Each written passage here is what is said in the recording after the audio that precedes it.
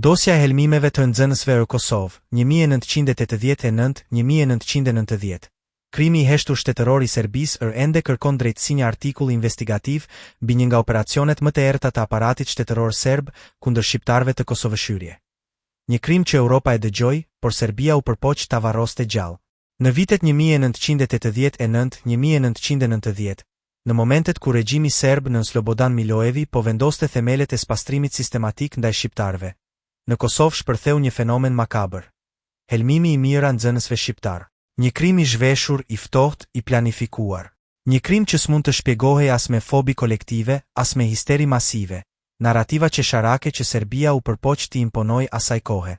Në të vërtetë, ajo që ndodhi ishte shumë më errët. Përdorimi I gazrave toksik dhe substancave kimike ndaj fëmijëve shqiptar si mjet politik, represiv dhe psikologjik. Një krim I urdhëruar në heshtje, I mbuluar nga shteti, I mbrojtur nga institucionet shëndetësore dhe policore serbe, I padënuar deri sot. Kronologjia e helmimeve. Një sulm I përhapur, I koordinuar, I vazhdueshëm një.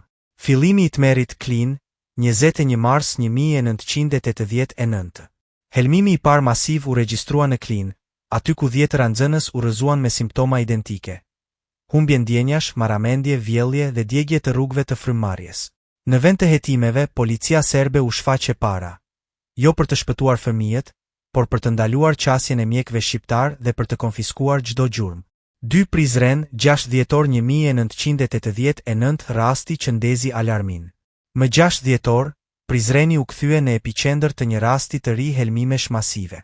Salla e shkollës u mbush me nxënës të shtrirë në tokë, ndërsa mjekët që tentonin t'i ndihmonin u kërcënuan nga policia. Mediat serbe raportuan se nxënësit po simulonin. Në fakt, spitalet regjistruan qindra raste me simptomatologji identike. 3. Valët e helmimeve, 1990 shpërthimi I madh. Nga 15 marsi 1990 tutje, fenomeni u përhap si plagë e hedhur me dorë kriminale. Helmime u raportuan në 20 qytete, 11 fshatra, shkolla të gjitha niveleve, ndërmarrje industriale, madje edhe qerdhe fëmijësh. Kulmi. 20 mars 1990, dita në të cilën Kosova u kthye në një hartë të vetme të helmuar. 4. Rastet industriale, dëshmi se toksina nuk ishte psikologjike. Helmime të ngjashme u regjistruan te punëtorët e fabrikave. Emin Duraku, Gjakov. Ballkan, Suharek. Polet, Vushtri. Punëtor të rritur me sistem nervor të zhvilluar, u rrëzuan po njësoj si fëmijët, duke hedhur poshtë fort versionin serb se njerëzit e suggestionuan veten. 5. Bilanci I errët.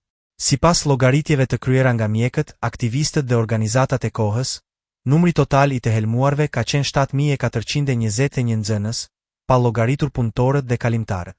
Kjo është shifra më e madhe e helmimeve masive civile të dokumentuara në Europë pas luftës së dytë botërore. Reagimi I regjimit serb. Mohimi, manipulimi dhe ndëshkimi I mjekëve 1. Shteti serb bllokon hetimet. Serbia urdhëroi që asnjë institucion mjekësor të mos kryej analiza kimike të mostrave. Mostrat u konfiskuan. Mjekët shqiptar u kërcënuan. Gazetarët u larguan me forcë nga shkollat. 2. Arrestimi I studentëve të mjekësisë, kriminalizimi I ndihmës. 48 studentë të fakultetit të mjekësisë u arrestuan për oferim të paautorizuar të ndihmës. Në realitet, faji I tyre I vetëm ishte se u munduan të shpëtonin fëmijët. 3. Propaganda shtetërore. Mediat serbe të kontrolluara nga Beogradi dolën me narrativën absurde. Shqiptarët janë vetë helmuar nga histeria kolektive.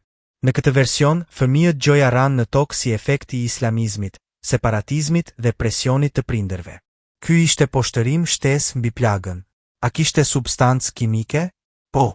Faktet I mohojnë gënjeshtrat serbe. Sipas raporteve të kohës nga mjekë të spitaleve të Prishtinës, Gjilanit, Gjakovës, Ferizajt dhe Prizrenit, simptomat përputheshin me ekspozim ndaj irrituesve nervor, neurotoksinave të buta, substancave që përdoreshin në industrinë ushtarake të Jugosllavisë. Shumica e mjekëve që patën qasje në pacient raportuan paralizë të përkohshme, dridhje të pakontrollueshme, dëmtime të frymëmarrjes, rrahje të çrregullta të zemrës, halucinacione të shkurtëra, humbje të vetdijes. Ky nuk është profil psikologjik, është profil kimik. Çfarë qëllimi kishte Serbia? Terror psikologjik dhe thyerje morale e shqiptarëve. Regjimi i Miloševićit po përgatitej për një sipërmarrje të gjerë represive. Në këtë kontekst, helmimet kishin disa objektiva strategjik. Një, shkolla si terren lufte. Duke helmuar nxënësit, Beogradi godiste nervin jetik të çdo kombi. Edukimin. Mesazhi ishte i qartë.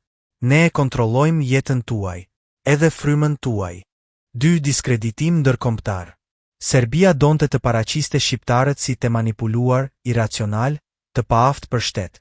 Përdori helmimet për t'i kriminalizuar viktimat. 3. Nxitje e shpërnguljes. Në atë kohë Serbia po përgatiste projektin e spastrimit etnik. Duke krijuar panik masiv tek prindërit, synonte të shtynte shqiptarët drejt largimit nga Kosova. Pse ky krim beti pa dënim? Asnjë hetim ndërkombëtar i pavarur nuk u lejua. Serbia fshehu provat. Jugoslavia e kontrolluar nga Beogradi dominonte institucionet e drejtësisë. Perëndimi i viteve 90 ishte i përqendruar në rënien e murit të Berlinit, jo në Kosovë. Pas luftës, megjithse janë zbuluar qindra dokumente për krimet e Serbisë, helmimet mbeten ndër kapitujt më të pashërtuar nga drejtësia ndërkombëtare. Roli i Institutit për hulumtimin e krimeve të luftës, Arkivi i së vërtetës. Instituti i sapo krijuar në Kosovë ka një mision historik. Të marrë çdo dokument, çdo dëshmi, çdo raport mjekësor, çdo fotografi, çdo dëshmitar dhe t'i fut në arkiv, që të mos ketë më asnjë hapësirë për manipulim. Kjo qendër arkivore dokumentuese audiovizuale është baza mbi të cilën nesër mund të ndërtohet një padi shtetërore kundër Serbisë. Shteti serb e mohon të vërtetën, por arkiva e mjekëve shqiptar, dëshmitarve, profesorëve dhe institucioneve të Kosovës e thot qartë. Nxënësit u helmuan me qëllim, me substanca toksike, nga një aparat shtetëror. Ky nuk ishte vetëm krim ndaj fëmijëve, ishte krim ndaj së ardhmes. Helmimet e viteve 1989, 1990 ishin preludi i terrorit që Serbia do të ushtronte më pas. Spastrime, deportime, ekzekutime, djegje shtëpish, dhunime, zhdukje masive.